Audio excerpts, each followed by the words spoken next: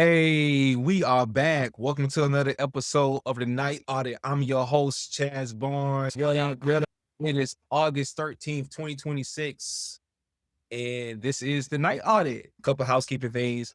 Make sure you hit the like button, comment, subscribe, rate, and review. We got four stories to get into. We got four stories. We got to talk about a U.S. marriage fraud scheme bust or a historical U.S. marriage scheme fraud bust. We got to talk about a Costco employee that was murdered. We also got to talk about people who are living in the Pacific Northwest that's dealing with the wildfires out there. We got to talk about Amtrak. Anybody who takes Amtrak from Seattle to Portland or Portland to Seattle, Amtrak is suspended or suspension right now. And then we also got to head over to Boston. Yeah, go Pats. But in a different kind of way, we got to talk about a highway chase in a hostage incident. Okay. So I don't know what it's all about. We're going to figure it out. We're going to audit life. Like I always say, audit life before life audits it for you. So we're going to react to the stories, react to this in real time, and then we're going to go from there. So we're going to go to the first story. Had a nap here. Announcing the arrests and unsealing of an indictment out of the Southern District of New York, charging 11 individuals for allegedly overseeing an extensive, decade-long marriage fraud scheme involving more than 1,000 sham marriages between Chinese nationals and United States citizens, and then the submission of fraudulent applications for green cards. This is one of the largest marriage fraud prosecutions in United States history. This scheme was not a quick fly-by-night operation, but rather a years-long, multi-million-dollar cottage industry to criminally assist people who would not or legally could not otherwise become citizens of the United States. The men and women who facilitated this scheme were all naturalized citizens originally from China and one green card holder. Under President Trump's leadership, the Department of Justice is working alongside our partners at DHS to secure the border and protect American communities, something that was ignored during the last administration. Not only are we protecting our physical borders from unlawful crossings, but we are also preventing immigration fraud schemes that are just another way to skirt the immigration laws of the United States. As alleged, some of the charged defendants acted as facilitators who orchestrated the marriage fraud scheme, pairing foreign nationals seeking immigration status with United States citizens willing to participate and engage in a sham marriage. These facilitators employed attorneys, tax preparers, and marriage officiants. Some of the other charged defendants acted as recruiters by finding and recruiting United States citizens to participate in the scheme, and other defendants acted as officiants, officiating dozens of these alleged fake marriages. Now, the way that this scheme allegedly worked is the facilitators used social media and other forms of advertising to market fraudulent immigration services to foreign nationals, primarily from China, and Chinese nationals would pay these facilitators as much as $100,000 for assistance in obtaining a marriage, which then allowed them to apply for a green card. The facilitators also paid willing U.S. citizens as much as $30,000 to engage in the sham marriage with the foreign national.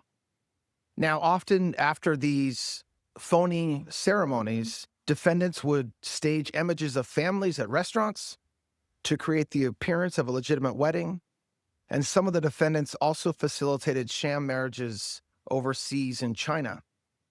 After the marriages took place, the actual ceremony, the then married couples would visit a local office affiliated with the scheme, sign forms for submission to the U.S. Citizenship and Immigration Services, learn about the USCIS interview process to apply for a green card, and then execute prenuptial agreements, which, not surprisingly, given the allegation these were sham marriages, waived their rights to share in the other's estate upon death, child support, and other claims in marital property.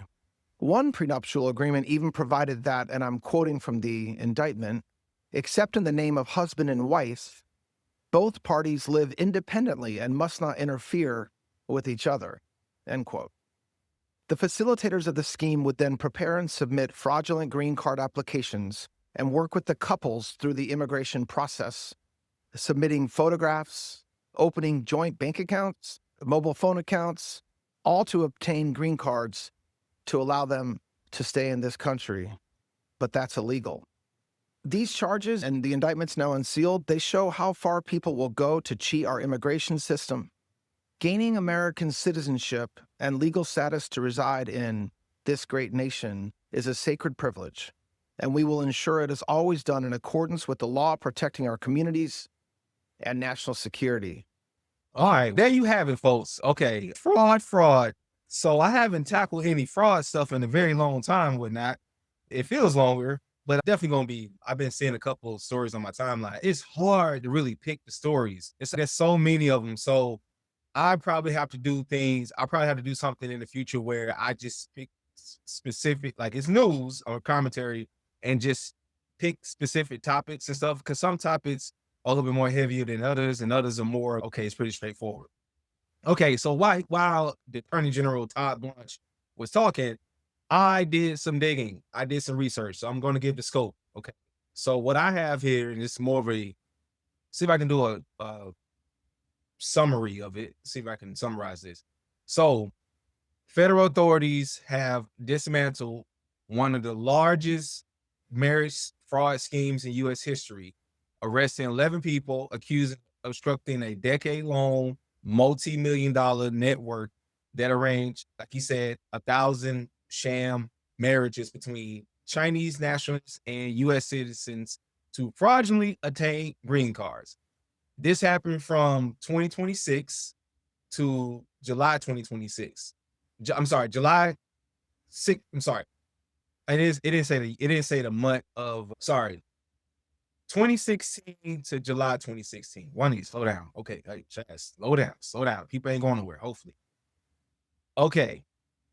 Primarily this happened in New York City, but it had operations across multiple states, including Canada, Connecticut, Florida, Georgia, Kentucky, Massachusetts, Pennsylvania, Tennessee, and internationally, including China and a nation I can't, it's Vanuatu. I don't know how to, I'm maybe botched that. But anyway, so the participants were mostly foreign nationals, mostly Chinese citizens that facilitate up to $100,000 for a staged marriage and green card assistance. The U.S. citizens who participated were paid up to $30,000, with recruiters earning commissions of up to $5,000 per participant. Of course, they go on the ceremonies. They stage the weddings with officiants, traditional attire, and even prenuptial clauses and stipulating separate lives, right? The fraudulent process after marriage, couples were instructed to open joint accounts, which again, I'm just tying all in so we can, it's summarizing really much what he said. So open up joint accounts, file joint taxes, purchase insurance to create the appearance of a genuine relationship. Once the green cards are issued, arrangements were made for divorce. All right, so this is the penalty. So the charges that these people are facing, which he talked about, okay, immigration document fraud, conspiracy to commit marriage fraud, and conspiracy to encourage the unlawful residency of aliens in the U.S. Now, the penalties is up to 10 years for immigration-related charges, up to 15 years for other conspiracy charges. What's the significance of this, you ask? Good question. Glad you asked. The authorities, now they say they estimated the ring collected $10 million. I believe it's more than that. A decade, and I have my questions, whatever, and all that. Decade, I believe it's more, making it one of the most expensive, profitable marriage fraud operations ever prosecuted in the U.S. The case underscores the length of criminals will go to exploit immigration laws and the federal government's commitment to dismantling such networks. Okay. All right. So I have been saying it on this channel that I believe this is the thing about because listen, under the last administration, we can't forget this. Now I know they said from 2016 to 2026. Now I know there was 3 administrations. Okay, that was the first Trump administration, Biden, then Trump again, right? Now I know under Biden, a lot of influx of people came into this country. A lot of people, but most of it came from the southern border, whatever and all that, right? So I have said immigration, I'm for legal immigration to this country. I don't know why that we are so divided on this issue. I don't understand. Okay. It's pretty much simple because it becomes a national security issue because it also hurts the taxpayers, us, right? The services that we would people who normally would get married use, it becomes, it they don't really, I don't think they scrutinize marriages that are naturalized marriages, but it just the tax system, the immigration, I'm not immigration, I'm sorry, the insurance, the tax, joint accounts, the stipulations become harder and harder. Not to say get married, right? But it becomes harder and harder to attain and acquire and verification and stuff like that, right? But I'm all like I said, I am for legal immigration to this country. Okay. I don't know why we're so against that and the fraud. Because see, I say that it's more than $10 million, right? I think these people took hundreds of millions of dollars. Okay. 10 is what they're estimated, what they probably was able to put their hands on. Because you got to remember, whatever the money, once the money make it back to the homeland, that's it. That money gets laundered. It passes through other networks and becomes harder to find, becomes harder to prosecute, becomes hard to track down. Okay. If you are thinking about doing this, because I can't do 10 years, I can't do 15 years, and you're trying to get into this country, I'm telling you right now, if you are doing this, if you're a part of this, the ones that haven't been caught yet, okay, Chaz is trying to tell you, trying to be your friend here, okay? Over at the Night Audit, we audit life before life audits it for you, before these people come down and slap 10 years on you or 15 years on you and and up and uproot your life, right? In the worst kind of way. Please don't do it. All money ain't good money. Okay. All money ain't good money. I know they say, oh man, Chance, you really gotta be down on your luck. When I say they might say, oh Chance, man, it's 30 G's and it's how they paying 100,000. Listen, family. Don't let nobody trick you out your spot. Don't let nobody trick you out your spot. Because here's my thing. And I said this before. I don't know about people. And again, if you're new to the show, whatever, and all that, I'm gonna say this. I'm gonna say this as often as I can because there's gonna be lots of criminal activity that's gonna happen, stories we're gonna cover on this channel, right, and more. I'm not advocating for you to do crime, but what I'm saying is like you have a lot of times criminals don't have a number, right? Not some of them have to have a number in it. Like, what is your number, right? What is the number you trying to get to, and say, you know what, I'm gonna rid myself of this, and that's it. So if your number was 30,000, okay. If your number was 15,000, I know whatever.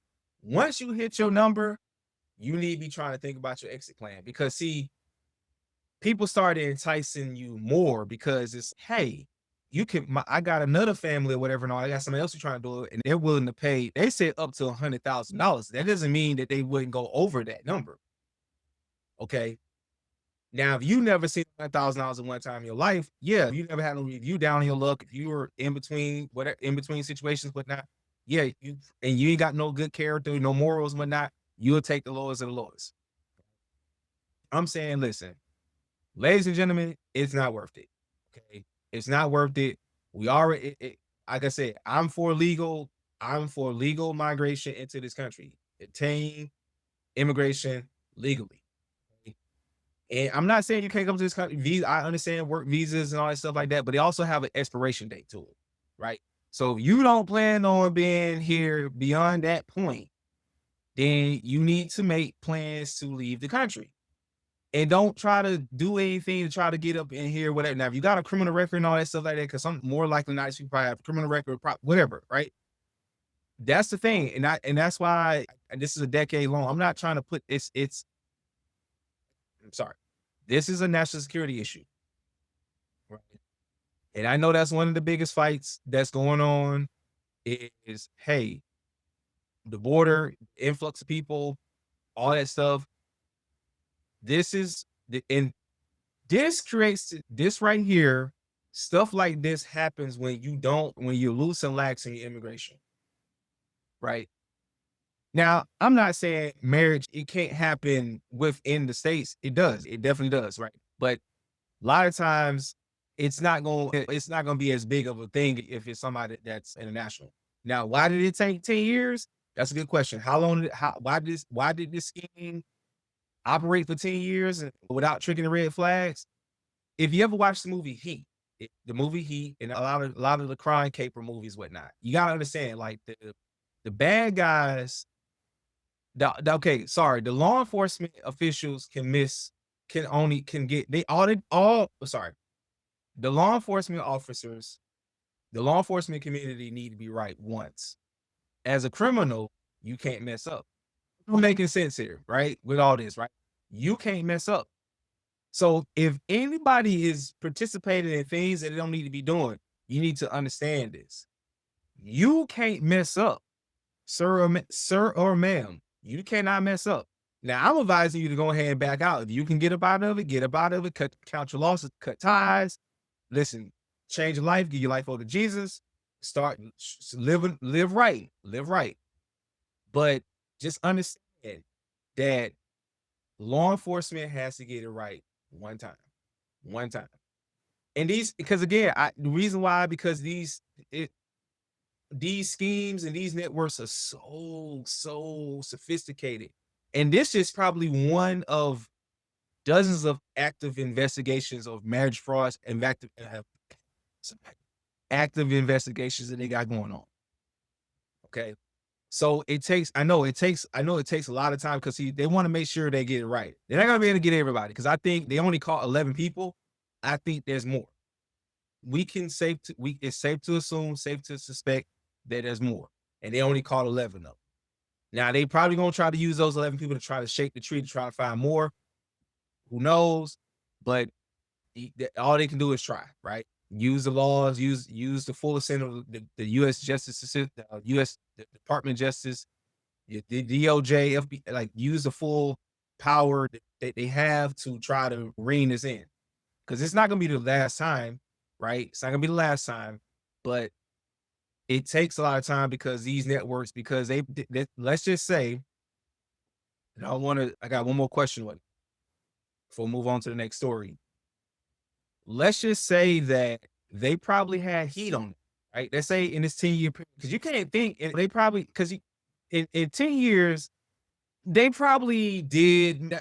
People get married every day, right? Marriages take place every day, right? Prenuptials, marriage certificates are signed every day, right? No question. I'm pretty sure that this is a stringent vetting process, right? It's to understand the immigration laws, it's to understand what is required, what it is, make sure everything legit and legit. So you're not going to take any old Joe Smo to do this, right? You're not going to take any Joe Smo to block, right? You want to make sure that everybody understands what is at stake. It's already bad enough you're breaking the law. I'm not going to excuse that. You're breaking the law, and you're breaking the law in the worst kind of way, right? Now, I know you ain't killing nobody, but you're still breaking the law, right? You committing felony. You're taking federal chances, right? Federal penitentiary chances. So a lot of times people, them, because you gotta understand, immigration laws change. I did mention 3 different administrations. I could have been on the Obama administration because they said 2016, right? Could have been at the end of it could have been, I know, at the tail end of the Obama administration, started Trump administration, the Biden administration, and now we are with Trump, right? So the administration changed, the enforcement changes, and so there's essentially, to tie all this back together. This is why I say that law enforcement only have to be right one time. you can't be wrong. You can't miss. You can't miss. So I don't know whatever specific tip or evidence that finally allowed federal agents to break the case wide open. I don't know how. They didn't say, because they didn't say how they was able to figure this. I'm pretty sure that somebody probably eventually somebody tipped. So they probably the feds probably caught somebody. More likely, I probably caught a couple people, and they more likely probably U.S. citizens. They were probably U.S. citizens, and they probably told them, "Hey, you're looking at 15 years, no parole, no this, no that. If you don't cooperate with us." So somehow, some way, and it's probably a passport, bro. Probably was a passport, bro, and didn't understand the law. Because I think if you're gonna do this, you yourself as a U.S. citizen, you need to understand the law. You need to know the law as better than anyone in the world. You need to understand, like, if you're trying, again, I'm not advocating for this. I'm saying if you're gonna do this, you need to understand the law and how it's gonna work and what are the consequences. What are the consequences? Because I don't think it's worth it. I don't think it's worth it. This is probably out of the many things you can go to jail for. This is the worst thing to go to jail for, right? For people that don't even really care about you, whatever, and all that, and you gonna put your life on line. Now, most of these people, like they said, most of them were Chinese nationalists, right? They were U.S. citizens, right? Some of them were some were a mixture between Chinese nationals and U.S. citizens, right? And my bet is it's probably a U.S. citizen that just probably flipped. It probably said, "Hey, no." And there's always in these organizations, in these networks, there's always a weak link somewhere. There's always a weak link. And they probably a lot of times, because again, feds got to build their case, and a lot of times it takes a little time to build a case up. But once they got momentum, it's like, okay, hey, boom, okay, next time this go down, and they probably told them go through the whole steps, go through everything as usual, and then bang, caught them. So that's what I would say. It's usually a CI or an informant. Okay, if you are participating in any kind of scheme, okay, big or small, please know, because we came from the pandemic, you know what I'm saying? Remember, they got a long little window to come and get you, right? Please stop what you're doing. Walk away from it. I don't care. Listen, move to Mexico, whatever. Hey, man, you got heat on your back. Died. Calm it down. All right. So cool. We're gonna move on to the second story. We gotta talk about a Costco employee murder. We're gonna figure out what's going on with this. So let's take y'all over here to that story. Hope y'all enjoying this. Police are investigating the murder of a Costco employee, allegedly at the hands of a coworker. That suspect is now being held in the King County Jail on $2 million bail. Good evening. I'm Molly Shen. And I'm Preston Phillips. Court documents indicate the suspect intentionally ran his coworker off the road. This happened on July 31st near the Issaquah Costco where they worked. Prosecutors say it was in a jealous rage over a female coworker. KOMO's Linan Wen joins us live from the Issaquah Police Department, where investigators are still actively looking into what led up to this horrific crime. Linan.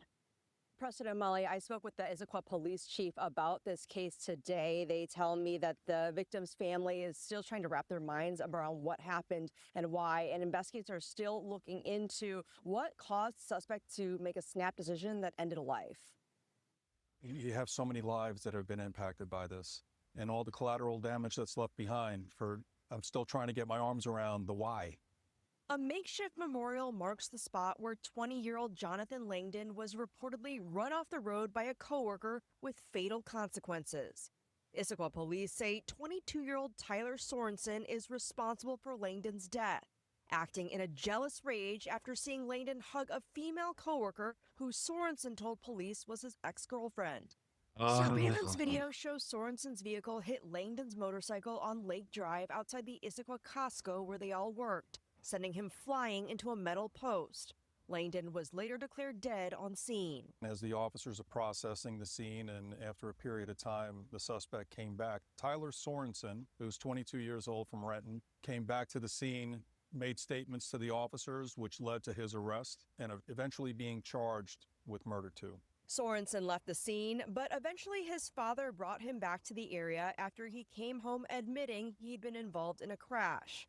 Court documents say Sorensen told police he only meant to spook Langdon after seeing him with the female coworker in the parking lot, saying, "While we were together, she always insisted Langdon was just a friend, so I got pretty, panicked, riled up, just adrenaline." And court documents say Sorensen texted friends trying to calm down before ultimately acting on his emotions, telling them his blood was boiling. Think about what you're doing before you do it, because the decision that you make today can impact so many lives. It will impact you for the rest of your life and many others.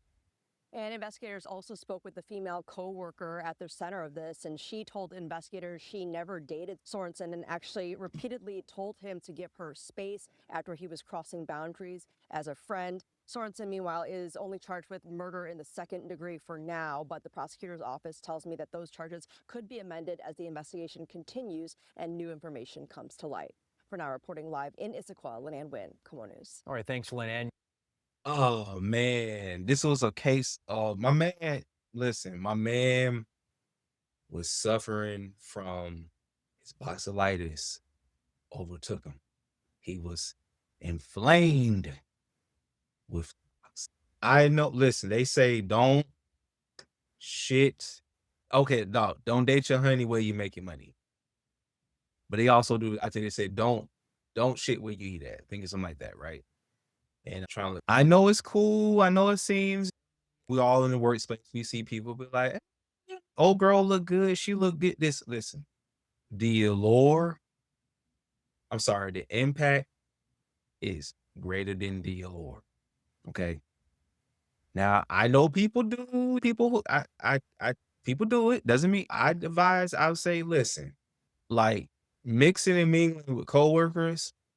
One thing I would say is I wouldn't want nobody to know who I'm dating, who I'm talking to.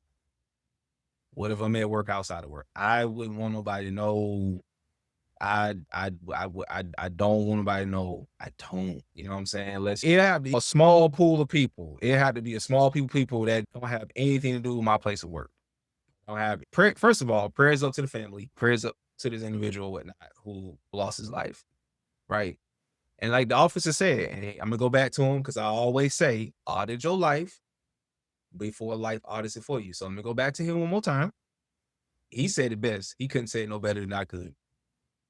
And it's right here. Hey, can impact so much. Listen, What you're doing before you do it, because the decision that you make today can impact so many lives. It will impact you for the rest of your life and many others. now whole life is in shambles. Now you locked up facing second-degree murder charges that might ultimately go to first-degree murder because this now I say premeditated because it was a crime of passion, right? And you crashed out about a woman that wasn't your girl. She wasn't your chick, right? She wasn't your chick. And then you was already pushing the bounds anyway.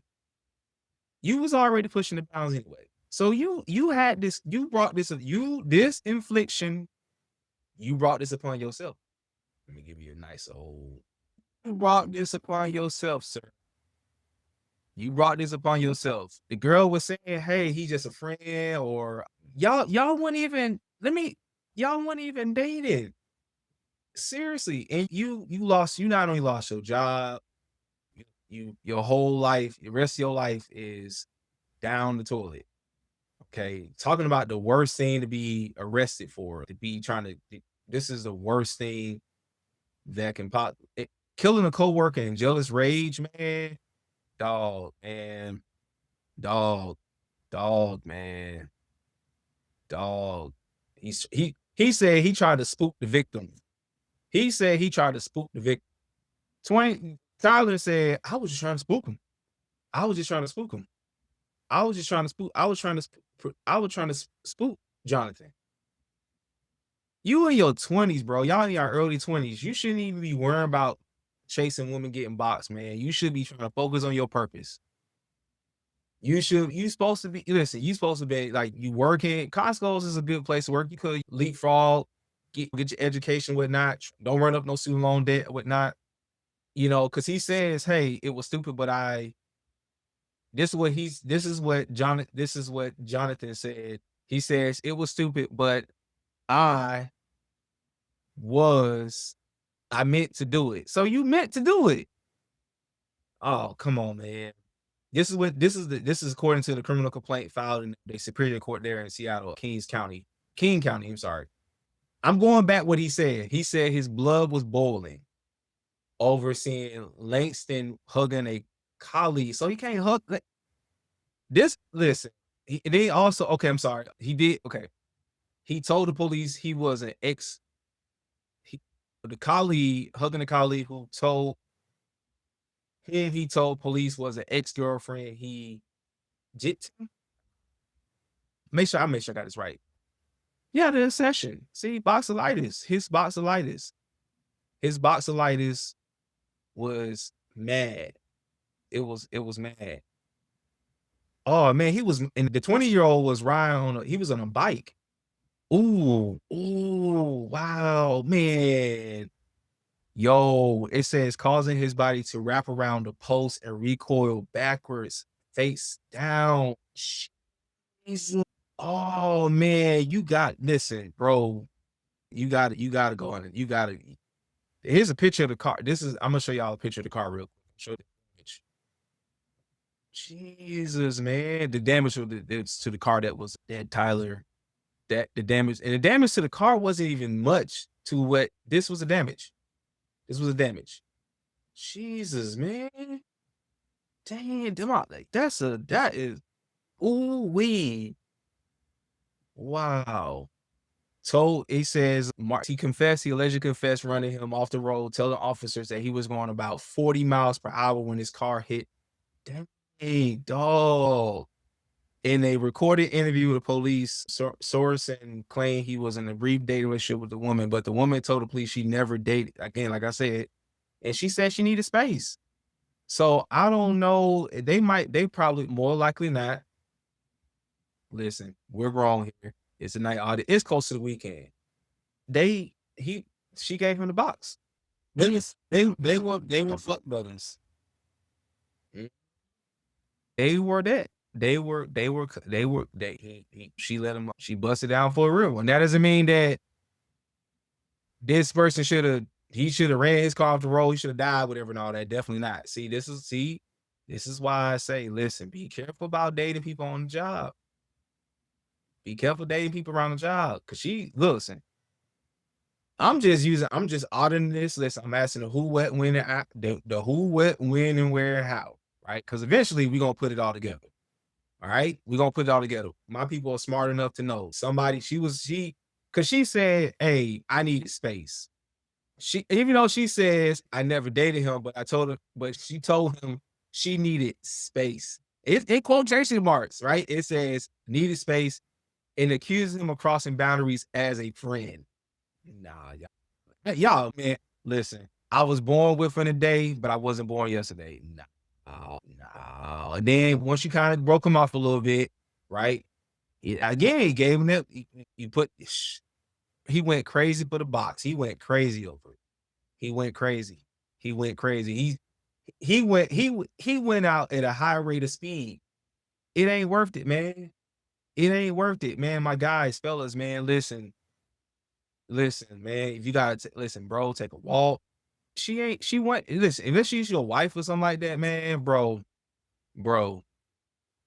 it ain't worth it. You done lost your job. Now she gonna keep her job, right? She gonna keep her job, right? She gonna sob about it for a little bit, right? And then she gonna be with some other dude or whatever and all that. And the guy gonna be like, hey, okay, that's fine. Okay, man, oh man. Now your ass gonna be doing, now you went from quote unquote having a girlfriend to now you have a boyfriend. Now you finna have a boyfriend. You see what I'm saying? Come on, bro. Come on, man. Oh, he was on a motorcycle. He says, yeah, man. Damn, dog. Damn, man. This is crazy.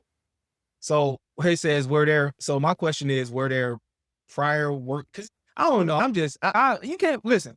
In a story like this, in a case like this, I can't put it past nobody, because what would drive an individual to do that? Y'all had something going on. Y'all had a little something going on, and you want to say, hey, I needed my space. So maybe you were coming on too strong. Maybe you put y'all, I don't know. She probably had some affliction, whatever, and all that, dealing with somebody else. And he probably was there. He probably came there, swooped in. Yeah, I take care of you. So were there workplace harassment or safety concerns reported against the suspect before the incident? Let's see what the woman said. Hey, mom. I'm going to edit that out. I'm going to say, it doesn't say in the complaint. She didn't say, but she did say she needed space and he was crossing boundaries. So it didn't say she didn't say that there was a harassment claim. I don't, you know what I'm saying? So we don't know. A lot of times, unless it's something really egregious or something like that, that's the thing. That's why I say you gotta be careful when you're trying to date your honey where you make your money at. You gotta be careful of that, because what would drive a person to do all this? Again, if he was just a friend, or according to her, just a friend and all that, then he had no business of doing all this. Now she doesn't mean she calls him to do it, but I'm just saying y'all had something else going on. And then also, what security protocols failed to prevent a violent physical confrontation inside the store? They didn't say they fought. Either which way, they didn't say they fought. Okay, I don't want to over keep reemphasizing, keep explaining it, but yeah, I'm only just going off what I'm reading and what I'm hearing. I'm just adding, maybe the context is missing, and just adding my own little spin and blend to it and have a little fun with it. But this is sad. You know what I'm saying? Because the 20-year-old went out bad. He took, man, wrapped around like, and because he was on a motorcycle. Dang, man. Again, like the officer here, like the chief officer said, I think this guy right here said, he said the best. Listen, like I say, audit your life before life audits it for you. Now you got it. Now you are in jail on a $2 million bond. Bro, you're not getting out. It's over. It's over. Life is over, bro. Life is over. And I hope it was worth it. Now, what you gonna do? Try to claim mental asylum, nah, you can't claim that, bro. You was in your right place and right mind. You knew what you were doing. All right. Woo. Moving on to the next story. We got to talk about the Amtrak people anybody that's in the Seattle to Portland, the Amtrak suspension thing. We're gonna talk about that, and we're gonna see what's popping. Of Northwest Amtrak passengers. Service between Seattle and Portland is now suspended indefinitely. A fire tore through a vacant warehouse near Portland's Union Station last week, and now authorities are concerned the building could collapse near the tracks. Christian Balderas is live at the King Street station in Seattle with what passengers are being told to do right now because of all this. Christian?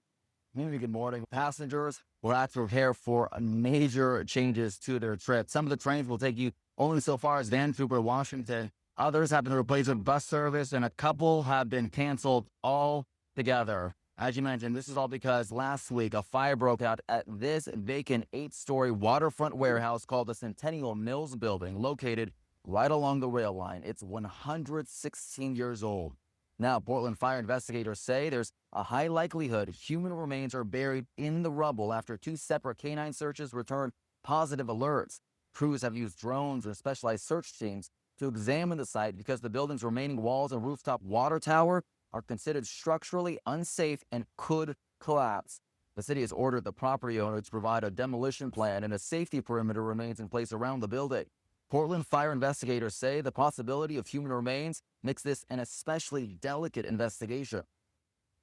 This is a very complicated fire investigation. It's a scene that has impacted the city in many different ways, the community as a whole. So we want to ensure that we are doing the best job and the most thorough job possible. And bottom line, if you are taking an Amtrak train to Portland or vice versa, you are going to want to check the Amtrak website. But hey, if you don't want to deal with that headache, you can go ahead and rebook your train ride for free or get a full refund. There is no timeline, though, as to when Amtrak service will resume, though they are scheduled to demolish that building by this Friday. In Seattle, Christian Balderas, King 5 News. All right, so anybody, updates, little quick travel advisories, whatnot. So if you are in the Seattle, Portland area, and you normally commute between both cities through Amtrak, you have to think about how you're going to get around those places. because obviously the service is suspended because there was a fire that took place that burned out a 116-year-old building, and they look of human remains. Okay, so this is what I have right now. So this is current, this is live, whatnot. And I'm in Atlanta, but I care about people's, right? Because people still take the trains, people take the train, take the bus, we're regular people to help my people get around, even if I'm not familiar with Seattle as others, but still. All right, so what we got here, this is, I say this. So the passengers, y'all have options, but there's no options, right? There's no, Amtrak is allowing customers to rebook with no additional charge. So let me give y'all a hand clap. That's because a lot of people like, man, I don't want to pay no ticket. Get me home. Let me give y'all a special hand clap down. This may be a sticking rundown. All right. So Amtrak is allowing customers to rebook and no additional charge or cancel for a full refund. Right. Passengers are advised to contact Amtrak for assistance with ticketing and alternate travel arrangements. Now, the durations and safety measures, they already talked about it. They said according to the Portland city authorities, have ordered the warehouse to be demolished by Friday, tomorrow, and a safety parameter has been established around the building. The exact timeline for reopening the rail line remains uncertain, as I'm pretty sure after they clear everything, as a demolition and investigation must be completed before trains can safely resume service. Travelers should plan for potential delays and consider alternate transportation options until the tracks are cleared and deemed safe. Now, they do have some bus routes and stuff like that. And you all, they got now the only routes they're unaffected. They're saying trains between Seattle and Vancouver between Portland and Eugene are running normally, right? So if you got to work around, do that. I don't know how far. I know Portland, Seattle, they're not necessarily down the road. Let's do a quick, how long? Let's see, because this is a train. Let's see. Seattle, Portland. Let's see. Seattle to Portland. Oh, 3 hours, 3.5 hours, or 3 hours and 36 minutes. That's by car. That's 173 miles, right? So that's equivalent of getting from here to Tennessee. Gas up the cars. I don't know, some people probably work from in Portland and whatnot. That's why a lot of people probably prefer taking the train, because they probably work in Portland, and vice versa for Seattle. But if you can, you got to find another workaround, because according to this map, I don't see another workaround. So quick thing, questions are, what track hazard or structural damage forced the, okay, that was a fire that took place, and they talked about it bad. It says leaving the external walls and rooftop water tower structurally compromised and at risk collapse. And I guess because there's a rail system that like maybe passed through there, and they didn't want to chance anything because I'm pretty sure when those trains come, there's a lot of like force and vibration science happening. Okay, so that's the reason why. And the last thing is, I did go over the alternate transit options. Anybody that's in the Seattle, Portland area. Okay, so how was that? That was pretty good. You know what I'm saying? Yeah, give us. Well, yeah. All right, so let me take y'all to the last story, right? Hopefully they get the services resumed out there, so people in Portland, from Portland, Seattle, can commute successfully and safely as possible and with no issues. All right, we're gonna move on to Boston, the last story of the night. And there was a armed man holding a baby on the I-95 interstate. All right, we're gonna take you over there to Boston right.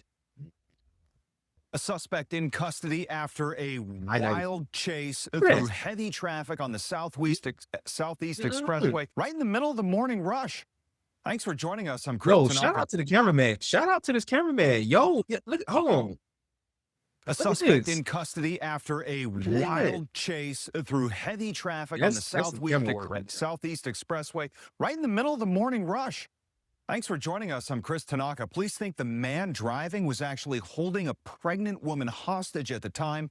She's now being treated. WBZ's Logan Hall, he is live in Milton with what he's learned so far. This was something, Logan. Yeah, Chris, that's right. Good afternoon. We are just above the expressway where this pursuit took place. It was chaotic. It was wild. It happened during peak rush hour traffic, and witnesses describe it like something out of a James Bond movie. That driver weaving in and out of rush hour traffic before crashing near exit 11 in Milton on the northbound side of the expressway and attempting to escape on foot. WBZ News Radio traffic reporter Kristen Eck was on scene and saw it all unfold. Normally, you wouldn't think that somebody would continue to try to escape through a traffic jam through morning rush hour traffic, but this person was very determined to get away if he could.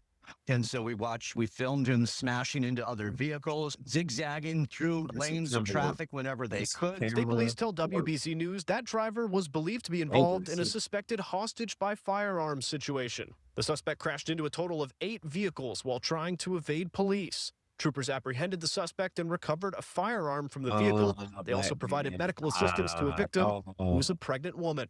Oh, absolutely concerned that that person struck multiple vehicles. I'm sure that there must have been at least some minor injuries to those other drivers. A passenger in their own vehicle was injured and needed medical attention.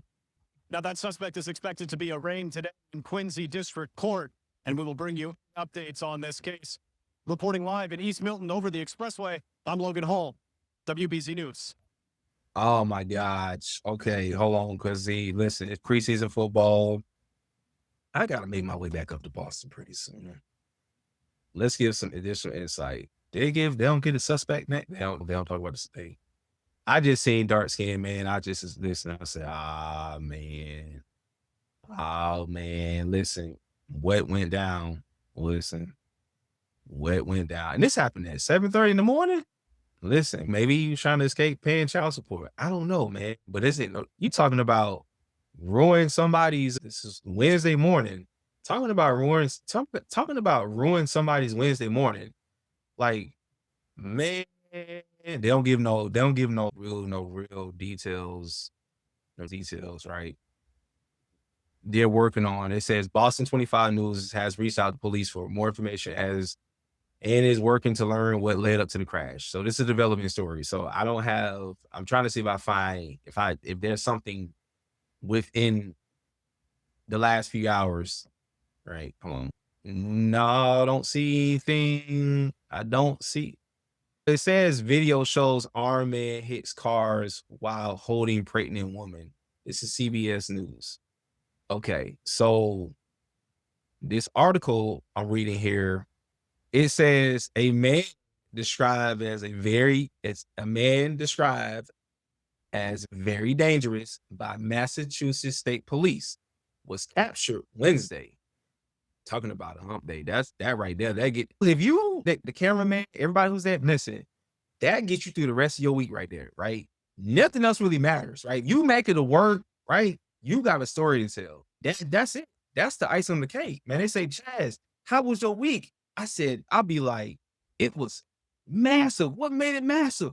Hey, man, that was a wild chase on 285, man. Found out that the man was armed with a pregnant woman. So he was weaving through traffic, whatnot.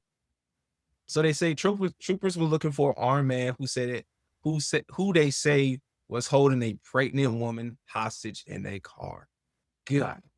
When they spotted them shortly after 7 a.m. in an Infiniti SUV on northbound Southeast Expressway in Quincy. Video from the incident showed the car smashed into videos, as you all see, weaving through traffic. It was followed by state troopers. Trying to see. Oh, we got a picture of the suspect, y'all. We got a picture of the suspect. I'm gonna show y'all. I know I said black, but I said,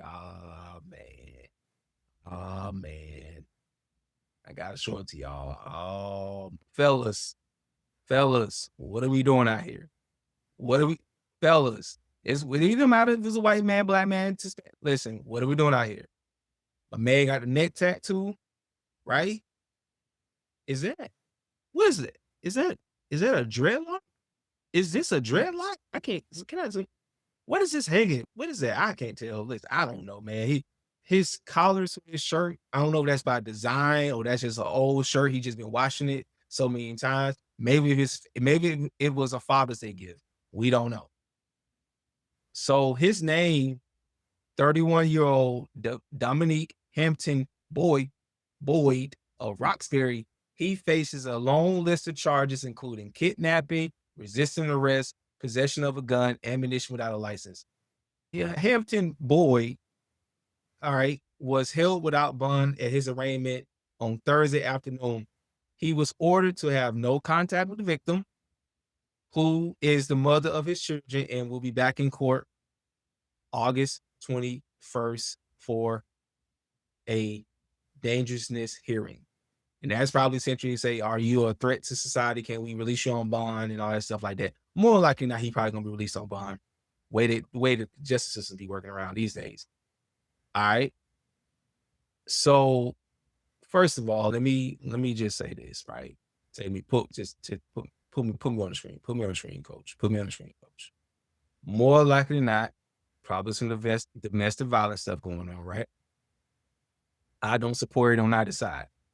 I don't understand why people stay. I don't understand why people don't go. I don't understand why people stay. Right? Now, fellas, I literally just did a story before the last one. You got to maintain friend. Listen, you got children, man. You got children, Dominique. Right? You got to maintain frame. You can't let a woman, and she was pregnant as well, too. Right? We got to maintain frame. I get stuff, emotions get high and all that stuff like that. Listen, whatever went down, it shouldn't went down. It shouldn't even gotten to the point where you made the morning news during rush hour. So congratulations, Dominique. You're famous in the wrong kind of way. Guys, women, all that, because again, I don't know what led up to it, right? Either which way. He's the one that's getting arrested. He's the one that's facing charges or whatever and all that. And what my question is, I don't know. We don't know if it doesn't, we don't know if Dominique had a warrant. Didn't say he had a warrant for his arrest. Because we gonna speculate a little bit. We gonna stay right here.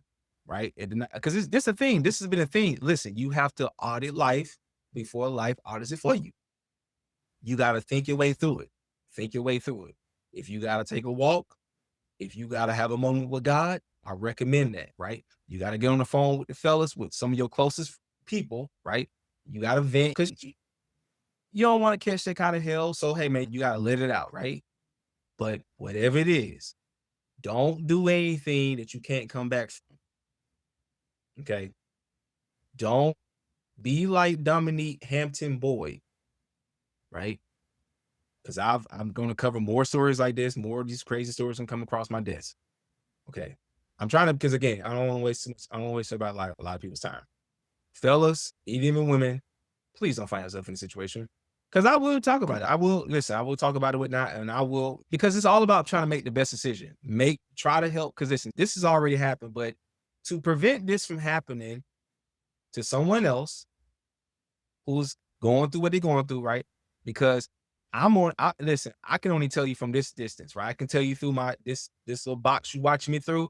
This is about how much I think your life matters. I think everybody's life is worth it. I think your life, everybody's life is valuable. It's precious. Even the kids, it's precious, right? So you gotta find something that's higher than you, fellas, right? Women, same thing. Find something that's higher than you, because you got children and you got a little one on the way, right?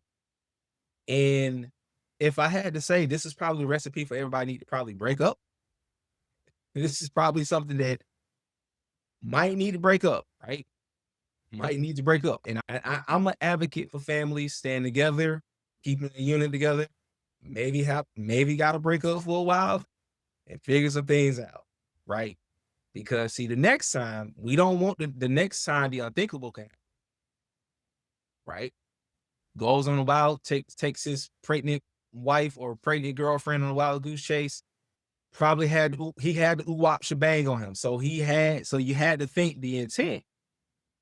There was probably some intent there to do something to her and possibly do something to himself. He had a gun, he had ammunition without license. So you was already living records. You was listen, and the lady, listen, and she was with a thug. She was with a Maddie. Dominique was a Maddie. He was a male baddie. He was breaking all the rules. He was breaking all the rules up and down I-93. He came from Roxbury, right? I'm not saying there's some fine people in Roxbury, but there are also some not so fine people in Roxbury, right? And it's so sad. It sucks that you found yourself with the wrong kind of man. So this may be that if this is a coming to Jesus moment, this is that coming to Jesus moment. That it may be a sign that, hey, and it should have, y'all had what, how many kids? The woman was pregnant and what else? Let me see. Let's see. They didn't say how many kids she had. They said children. So let's see. Hold on. Make sure I miss anything before we get up out of here. So we don't know if it's one of his baby mamas or whatnot. We don't know the mother of his children. So we don't know, right? We don't know. I'm just gonna throw an arbitrary number out there. I'm gonna say 3 kids, right? She probably had 3 kids. She should have known. Listen, a lot of times you know who people are in the beginning. They don't change. They might, oh, he changed. No, you knew what he was, and you broke all the rules for him. Ma'am, this was Dominique Hampton boy was never the man for you. And you gave him children. Listen, it's plenty of blame to go around. But again, like everybody, listen, everybody should not do anything that can't come back. Okay. So album making sense. I think I'm rambling here. But again, everybody make better choices, okay? Everybody need to make better choices. Please make better choices, right? If you can avoid this, okay? So you don't end up on the news in the worst possible way. And then everybody be saying, oh, she was a sweet person, or he was a good guy, he was this. Listen, the last thing we gonna see of this person, right? If Dominique or this person, or if the roles were reversed, it goes out the window because, listen, good person, that don't look like a good person, whatever and all that. So that's all I got for this story, whatever and all that. This concludes this episode of the Night Audit. I'm your host, Chaze Barnes. If you can, if you must, if you find entertainment, if you find some value, if you find some substance on what we dropping over here at the Night Audit, before you leave, hit a like button, comment, subscribe, rate, and review. We drop episodes. I will put my email and social, so if you guys want to reach out, you got any stories and stuff like that, I will be glad to hear from you all. All right. I will catch you all in the next one. Go Pats. And that's it.